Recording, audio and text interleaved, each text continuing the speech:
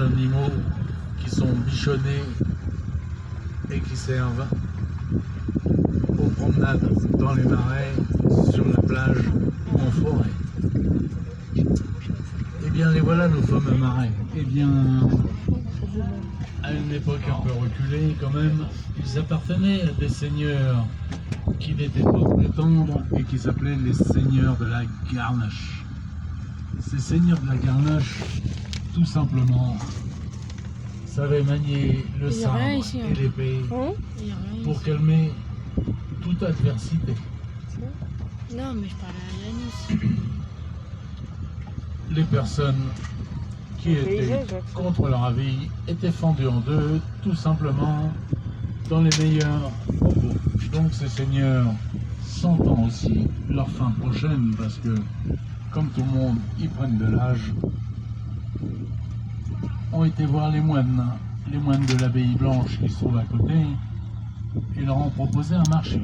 Ils leur ont dit voilà, on vous donne tous nos marais, en échange vous nous donnez l'absolution pour les quelques petites broutilles que nous avons pu faire. Je vous laisse penser les broutilles. Les moines, sachant tout ça, se sont dit on n'a pas envie que ça soit notre tour. Donc, ils s'y sont mis. Les deux personnes que vous voyez au bout du petit canal, ce sont des trappeurs de ragondins. Mais je vous raconterai l'histoire tout à l'heure. Et donc les moines ont dit oui, bien sûr, on vous donne l'absolution, il n'y a pas de problème. 2 pater, 3 ave, et puis l'affaire était conclue. Les seigneurs se sont débarrassés de tous leurs marais, et les moines étaient devenus propriétaires de tous les marais, ce qui agrandissait encore plus leur territoire. Sitôt dit, sitôt fait, les moines remontèrent leurs manches, soulevèrent les soutanes, sautèrent dans les marais. Et ils ont creusé les canaux que vous voyez à droite et à gauche. Ce que je vous ai pas dit, c'est que ces marais s'étendent sur une surface de 48 000 hectares.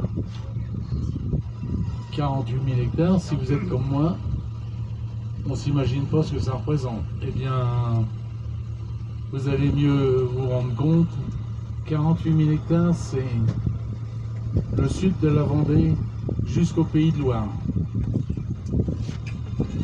Là, on visualise déjà beaucoup mieux. Et donc, tous ces petits canaux que l'on voit à droite et à gauche, eh bien, ce sont des étiers.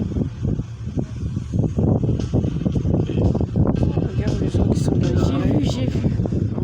On voit que ces étiers sont en train de se nettoyer. Ah ouais. Et oui, les algues poussent.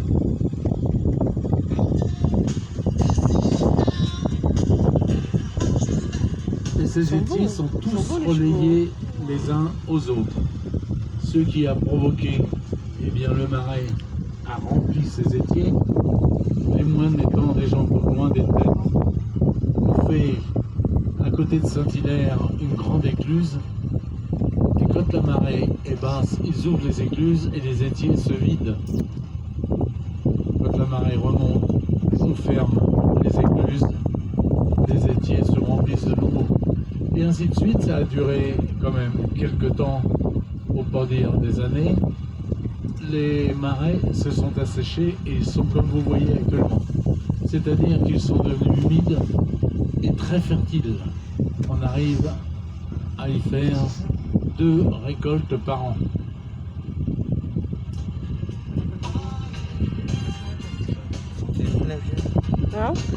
Dans ces étiers, on y trouve multitude de choses, de petites bêtes, des anguilles en particulier, des petits mulots. Tu peux arrêter pour l'instant, quand il y aura des trucs.